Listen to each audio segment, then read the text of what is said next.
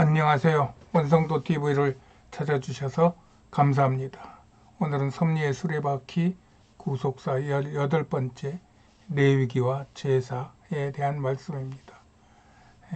성경 레위기 1장 1절부터 27장 17절까지 레위기 전체입니다. 성막이 완성되자 하나님은 모세를 성막 안으로 부르십니다. 그리고 그곳에서 모세에게 제사법을 가르치는 내용이 레위기입니다. 나는 앞에서 모든 것을 버리고 말씀을 따른 세겜 제단과 또 이삭을 바친 모리아 제단, 또 3,000명의 생명을 드린 시내산 제단, 또 7만 명의 희생을 드린 다윗의 오르난의 타작마당의 제단, 그리고 성전을 완성한 솔로몬의 모리아 제단, 예루살렘 제단, 또 예루살렘 멸망으로 세워진 유대 회당, 예수님의 죽으심으로 세워진 예루살렘 성전, 오순절 기도로 세워진 신약 교회, 그리고 결국은 새 예루살렘 교회로 이어지는 교회의 피와 죽음의 역사를 알렸습니다. 레위기는 신자들이 지켜야 할 종교, 또 생활, 관습, 제사의식 등 여러 가지 율법에 대한 내용을 담고 있어요. 레위기는 이 눈에 보이는 교회와 예배가 거룩하게 드려질 수 있도록 하는 성경 전체에 영향을 주는 창세기가 기초라면 레위기는 전 성경을 정결케 하는 거룩한 그 생수와 성수와 같은 그런 역할을 하죠. 이는 레위기 11장 45절에 내가 거룩하니 너희도 거룩할지어다 라는 말씀에서 절정을 이루게 됩니다.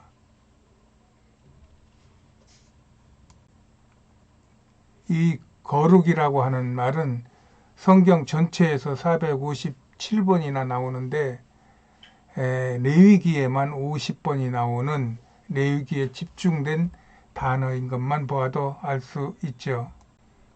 하나님께서는 이스라엘 백성을 거룩하게 하시기 위하여 성막을 짓게 하시어 거기서 제물을 드려 그들에게 거룩함을 입혀주시겠다는 하나님의 사랑의 그 섭리입니다. 그리고 그들이 거룩함을 위하여 제물의 더러운 내장, 기름, 콩팥, 기름, 간, 껍풀 같은 것들에 더러운 기름을 태울 때 나오는 그 역겨운 기름 연기일지라도 하나님께서는 내가 그 연기를 흠양하겠다고 말씀하시는 것은 그만큼 하나님께서 이스라엘 하나님의 백성들의 거룩함을 원하시는 것을 알 수가 있습니다. 그래서 레위기는 이 흠향과 거룩이라고 하는 이 두 단어를 중심으로 해가지고 그래서 레위기를 읽으시면은 레위기가 우리 안에 좀 더 친근감 있게 다가올 수 있어요. 여기서 흠향이라는 말은 성경 개역 성경에서는 2번, 개역 개정 성경에서는 1번밖에 나오지 않는 아주 희소한 단어입니다. 그런데 우리는 가끔가다 기도를 흠양하시고 우리의 예배를 흠양하시고 하는 것과 같이 성경에 나와 있는 그런 빈도수보다는 우리가 사실 사용하는 빈도수가 훨씬 더 많은 것 같습니다. 이 흠양을 한문의 자전을 보면은 흠양의 흠은 소리 음에다가 오렐구를 합친 그런 흠이에요. 그래서 흠양의 또 향은 각종 악기의 모음 모양과 먹을 식이 합쳐진 먹고 마시며 악기를 치고 노래하는 잔치할 향입니다.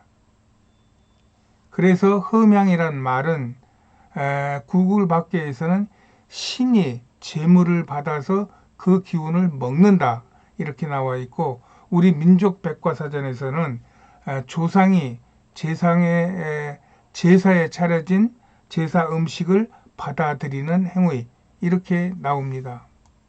그리고 성경에서는 창세기 8장 20절에 여호와께서 노아의 제사의 그 향기를 흠양하시고 이렇게 되어 있고, 레위기 26장 31절에서는 이스라엘이 하나님을 거역하면 너희의 향기로운 향을 흠양치 아니하시고 라며, 향은 성경에서는 잔치향을 쓰고 해석은 향기향으로 한 것 같습니다. 그래서 사람들은 이것에 대한 갑론을박이 있는 것 같은데, 나는 내가 쓰는 하나님이 기뻐 받으신다는 뜻으로 흠향을 사용해도 된다고 스스로 정리했어요. 그래서 우리의 예배를 흠향하시는 주님을 찬양합니다 할 때 이 흠향이라고 하는 말은 하나님께서 우리의 예배를 향기롭게 받아주신다, 기쁘게 받아주신다, 이렇게 해석하고 있고, 많은 사람들이 그렇게 쓰는 것 같습니다. 하나님은 이스라엘의 이 거룩과 흠향을 위하여 신명기 27장에 보면은 이스라엘의 기본 12지파 중에서 레위 지파를 빼어냅니다. 그리고 요셉의 두 아들 에브라임과 므낫세를 넣어서 다시 12지파를 재편성시켜 주십니다. 그리고 기존 12지파에서 빠져나온 레위 지파는 민수기 1장에 보면은 나머지 전 12지파에 다시 포함시켜 줍니다.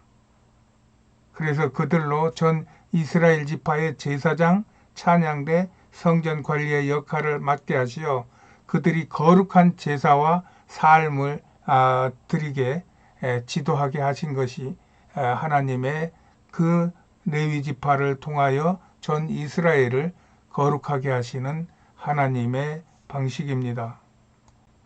그들이 드리는 제사는 그 의미와 방식에 따라 다음과 같이 나눌 수 있어요.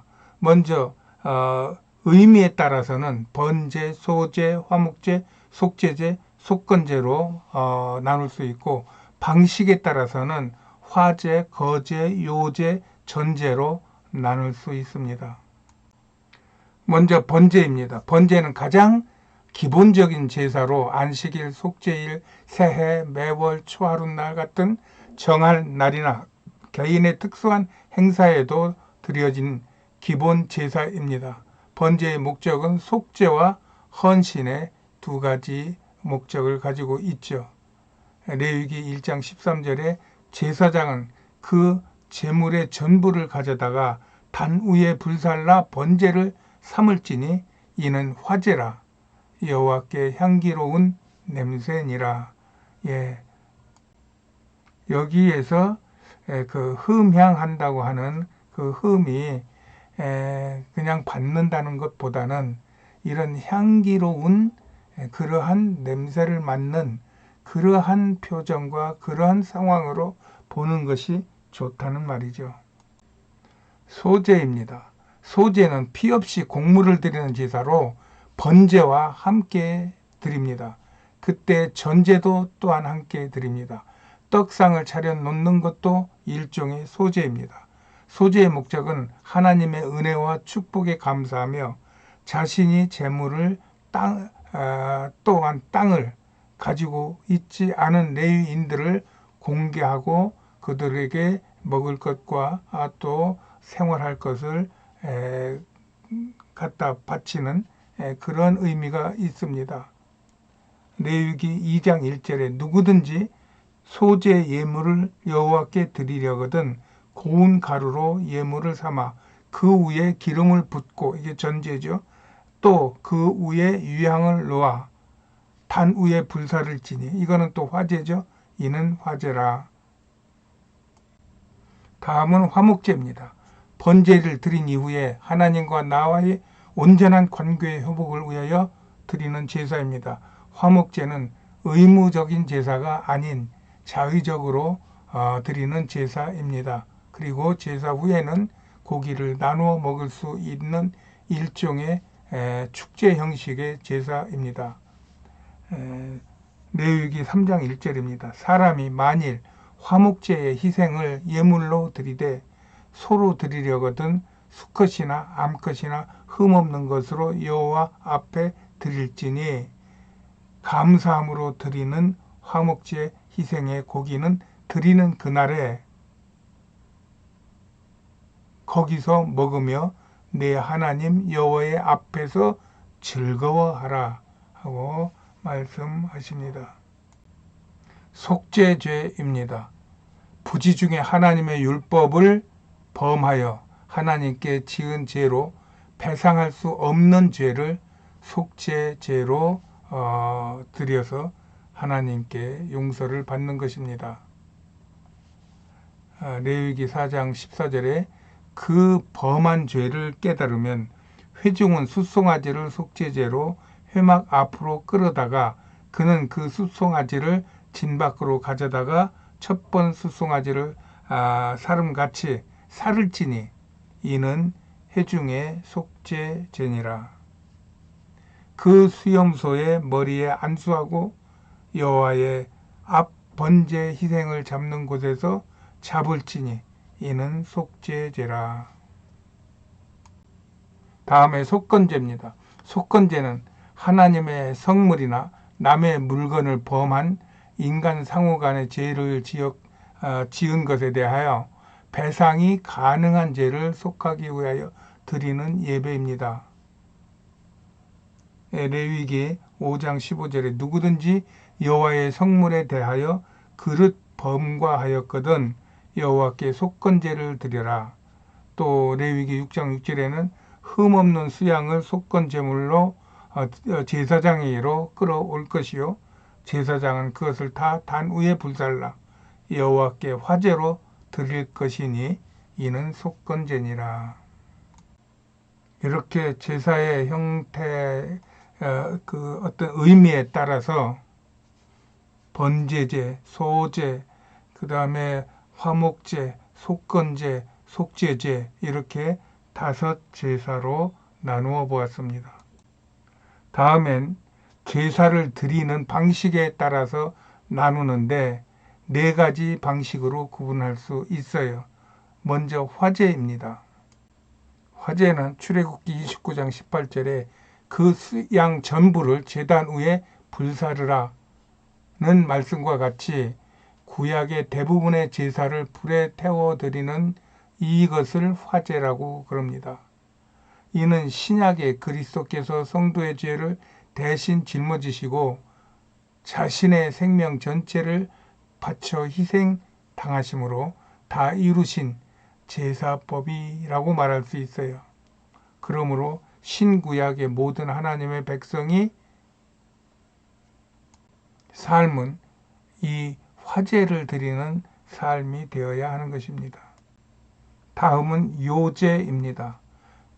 민수기 8장 13절 레위인을 아론과 그의 아들들 앞에 세워 여호와께 요제로 드릴지니라.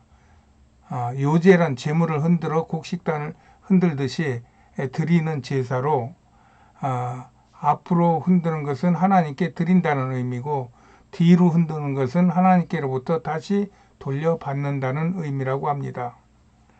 그래서 요제로 드린 제물은 다시 제사장의 몫이 되는 것 같이 레위인을 요제로 드림은 레위인은 이제 전적으로 하나님께 드려진 자가 됐을 뿐만 아니라 하나님의 것이 되어서 제사를 주관하는 지파로서 이스라엘 지파에서 떨어져 나와 다른 지파들에 속하게 된 것입니다.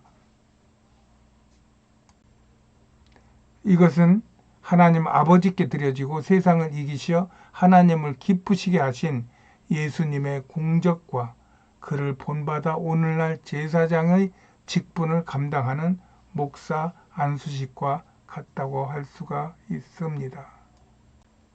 다음은 거제입니다. 레위기 7장 14절에 그 전체의 예물 중에서 하나씩 여호와께 거제로 드리고 그것을 화목제의 피를 뿌린 제사장들에게로 돌려라. 이와 같이 거제는 제물을 높이 들었다가 다시 아래로 내리는 방법으로 화목제와 땅의 첫 소산을 또 전리품을 또 하나님께 바쳤다가 다시 받는 그러한 제사입니다. 거제 역시 예수 그리스도께서 하나님의 기뻐하시는 죽은 자의 첫 열매 11조 전리품이 되어서 하나님께 바쳐지신 것을 의미한다고 볼 수가 있겠죠. 다음은 전제입니다. 전제는 포도주나 기름을 하나님께 드리는 번제나 소제, 화목제 등 다른 제물에 부어드리는 제사로서 신약에서 바울은 자신의 사역 말기에 자신이 순교할 것을 예감하고 자신은 전제의 기름을 부음받고 이제 순교할 것이라고 하는 그런 표현을 했는데 바울은 이것을 관제라고 그랬습니다. 디모데 후서 4장 6절 관제와 같이 벌써 내가 부음이 되고 나의 떠날 기약이 가까웠노라. 이것을 도표로 만들어 봤는데요. 이 도표가 정확하다고 말할 수는 없어요. 저는 이렇게 생각하고 정리했다는 말입니다.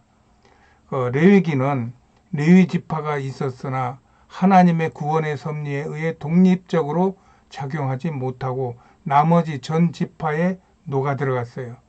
이것은 하나님께서 온 이스라엘이 하나님의 백성들을 고루 사랑하시기 위한 성육신과 같은 하나님의 특별하신 은혜입니다. 그러므로 레위는 성경 전체에 녹아 들어간 하나님의 사랑인 것입니다. 이것을 제사로 표현하는 것이고, 그러므로 레위기를 잘 숙지하는 것은 통정적인 신앙을 위해 아주 중요한 일입니다. 그럼에도 레위기의 제사가 행위적인 부분이 많고 격식이 서로 겹쳐 이런 것들을 자세히 구분하여 설명하기가 매우 어렵습니다.